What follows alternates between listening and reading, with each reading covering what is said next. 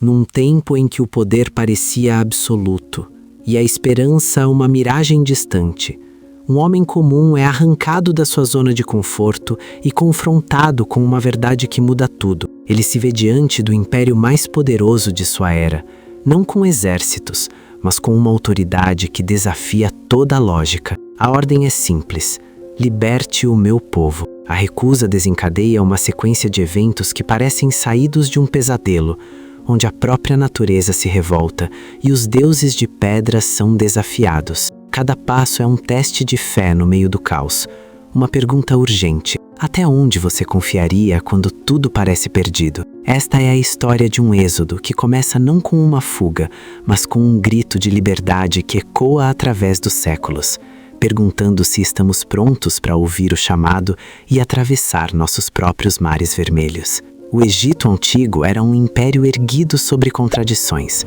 Por um lado, o esplendor arquitetônico e uma complexa teologia que colocava o faraó como um deus vivo. Por outro, a opressão sistemática de um povo escravizado, os hebreus, cuja existência era reduzida a trabalho forçado e identidade suprimida. Nesse caldeirão de poder e dor, emerge uma narrativa que transcende a história militar ou política para se tornar um dos mais profundos relatos de libertação espiritual já escritos. O cerne do Êxodo não está apenas na fuga de um povo, mas no confronto teológico declarado entre o sistema egípcio, sustentado por deuses de pedra e rios, e a autoridade de um Deus que se revela como soberano sobre a própria criação.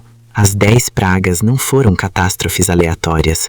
Cada uma foi um ato simbólico, uma declaração de guerra contra os pilares da religião e da economia egípcia. A transformação do Nilo em sangue não apenas envenenou a água, mas desafiou diretamente Hapi, o deus do rio, fonte de vida e fertilidade. A praga dos rãs, que invadiram até os quartos do faraó, escarnecia Requete, a deusa da fertilidade associada ao barro e à renovação. As pragas de piolhos e moscas, geradas do pó da terra, ridicularizavam a capacidade de pureza dos sacerdotes e dos deuses ligados à terra.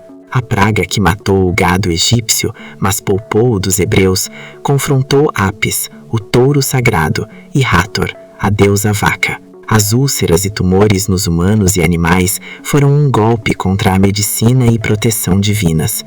A chuva de pedra destruiu as colheitas, desafiando Nut, a deusa do céu, e Shu, deus da luz.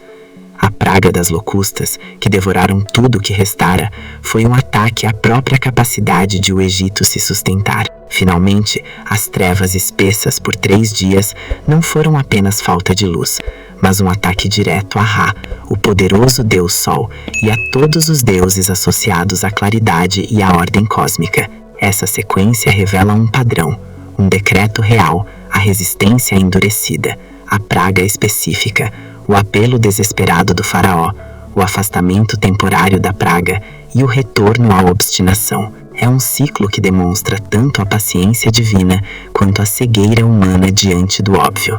A última praga, a morte dos primogênitos, foi o golpe final no coração da estrutura egípcia. O primogênito era herdeiro, futuro, continuidade da linhagem real e da estabilidade do império. Sua morte não foi um ato de crueldade, mas o clímax de um julgamento contra um sistema que se recusava a ver a injustiça. O sangue do cordeiro nas ombreiras, que protegeu os lares hebreus, tornou-se o símbolo inaugural de uma nova aliança, onde a vida é preservada não pela força, mas pela fé e obediência a um comando específico. A travessia do Mar Vermelho que se segue é a consequência lógica e sobrenatural dessa série de confrontos. As águas que se abrem não são um milagre isolado, mas a culminação de um processo de libertação que começou com um grito no deserto. Aí reside a metáfora poderosa para o indivíduo contemporâneo. Muitas vezes, as pragas da vida, a ansiedade que consome, a injustiça que oprime, o medo que paralisa, são como as águas que parecem bloquear o caminho.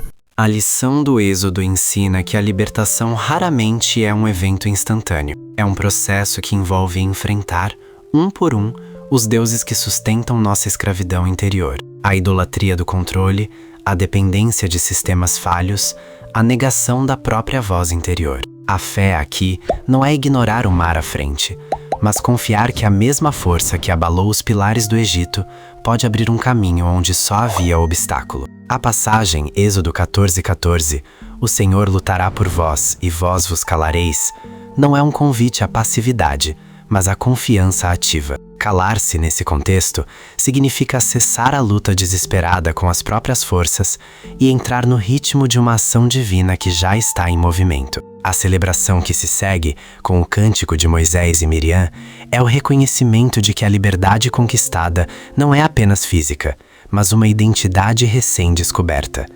Um povo que pertence a um Deus que vê a opressão e age. O Êxodo, portanto, permanece como um arquétipo eterno. Ele pergunta a cada geração: quais são os seus Egitos? Quais são as pragas silenciosas que você tolera? E, principalmente, você está disposto a estender seu cajado simbólico, sua fé, sua obediência, sua esperança, sobre as águas que parecem intransponíveis, confiando que o caminho se abrirá não porque o problema desaparece, mas porque você é conduzido através dele? A história termina com um povo livre, mas começa com um indivíduo que decide ouvir um chamado que parece absurdo. Essa é a revolução que começa não nos palácios, mas no deserto do coração. A travessia do Mar Vermelho não é apenas um milagre geográfico. É o momento em que a fé deixa de ser um conceito e se torna um caminho tangível sobre os pés. As águas que se erguem como paredes não são um fenômeno isolado, mas a materialização de uma verdade espiritual. A libertação exige atravessar o que parece intransponível. O povo hebreu, acostumado à areia do deserto, olha para frente e vê apenas um abismo de água, e para trás, o exército mais poderoso do mundo. Nesse instante de paralisia total, o comando de Moisés não é para lutar, mas para caminhar. A ação divina já está em curso. A tarefa humana é dar o primeiro passo na direção do impossível. Isso redefine completamente a noção de coragem. Coragem aqui não é a ausência de medo, mas a decisão de avançar com o coração acelerado, confiando que a estrutura que parecia sólida, o Egito, seus deuses, seu poder, pode se dissolver como as águas que se fecharam sobre os carros de guerra. A lição é que muitas vezes ficamos paralisados diante de nossos próprios mares vermelhos. Uma dívida esmagadora, um relacionamento rompido, uma doença, uma calling que parece fora de alcance. Esperamos que o problema desapareça, que as águas baixem. O Êxodo ensina que o caminho pode não aparecer até que demos o primeiro passo na direção dele. A fé, nesse modelo, é uma força motriz que nos move para frente, não uma fuga para trás. O silêncio ordenado por Deus, o Senhor lutará por vós e vós vos calareis, é um convite para cessar o ruído interno da ansiedade e do planejamento desesperado, permitindo que uma estratégia superior se revele. É um desapego ativo da ilusão de controle. A celebração que explode do outro lado, com o cântico de Moisés e Miriam, não é apenas por ter escapado. É o reconhecimento de que uma identidade foi forjada no crisol da crise. Eles não são mais escravos, são um povo que testemunhou o próprio Deus abrir um caminho no mar. Essa transformação de vítima em protagonista da própria história é o cerne da libertação. As pragas que abalaram o Egito foram golpes nos pilares de um sistema opressor. A travessia é o golpe final na mentalidade de escravo dentro de cada um. O deserto que se abre à frente não é uma recompensa fácil, mas o território sagrado onde essa nova identidade será testada e refinada. A questão que ressoa através dos séculos permanece: qual é o seu mar vermelho? Qual é a situação que parece bloquear seu futuro, sua paz, sua integridade? A narrativa não oferece a promessa de que o mar será removido. Oferece a promessa de que, ao estender seu cajado simbólico de fé, que pode ser uma decisão difícil, um perdão concedido, um chamado atendido, as águas que pareciam um fim se tornarão o caminho. A liberdade não é a ausência de obstáculos, é a descoberta de que se pode atravessá-los.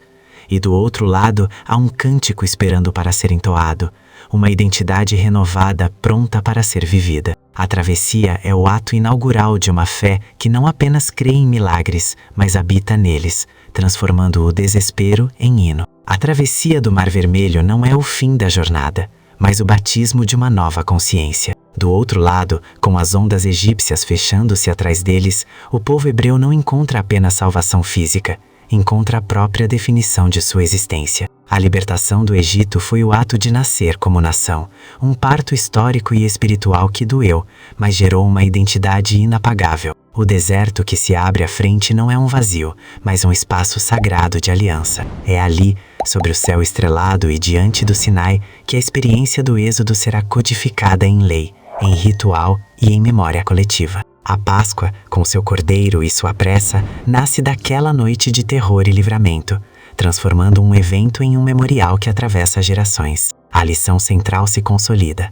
Deus não é apenas um libertador pontual, mas um guia permanente. A nuvem de dia e a coluna de fogo de noite tornam-se a materialização da presença divina, acompanhando um povo que agora deve aprender a confiar sem ver as muralhas de um inimigo atrás de si. Essa narrativa ecoa através dos séculos como um arquétipo poderoso para a libertação interior. Cada indivíduo carrega seu próprio Egito interior. A escravidão do medo que paralisa, a opressão de um passado que não perdoa, a tirania de uma ansiedade que drena a paz. As pragas modernas podem ser a dívida que sufoca, o vício que escraviza, o rancor que envenena, a injustiça sistêmica que oprime. O convite do Êxodo é o mesmo: confrontar esses faraós internos com a autoridade de uma fé que se recusa a aceitar o status quo. A ordem divina a Moisés, estenda o cajado, transforma-se hoje no ato de estender a mão para buscar ajuda, na coragem de estabelecer um limite, no perdão que se decide conceder, na esperança que se cultiva contra toda a evidência. A travessia exige um movimento, um passo para o desconhecido, confiando que a estrutura que parece sólida, seja ela uma circunstância ou um padrão mental, pode ser transposta. A celebração do cântico de Miriam e Moisés, com tamborins e danças, não é um alívio passageiro, é a afirmação profética de que a identidade de vítima foi quebrada.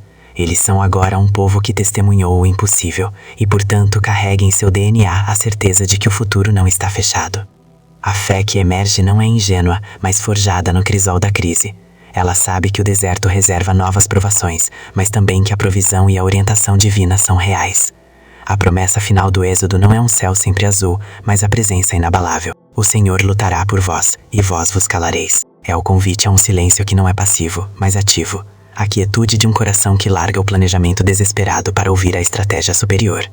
A liberdade, portanto, é um estado de ser que se carrega para qualquer lugar, porque foi conquistada no mais profundo do ser. A travessia foi completa quando o povo entendeu que o maior inimigo a ser vencido não estava no exército atrás, mas no medo dentro, e que a cada novo mar vermelho que a vida apresentar, a mesma ordem ecoará. Estenda seu cajado de fé e avance. O deserto se transforma em território de promessa, e o cântico, agora interior, nunca mais cessa. Inscreva-se no canal e curta este vídeo para mais lições práticas do Êxodo no enfrentamento da ansiedade e do medo.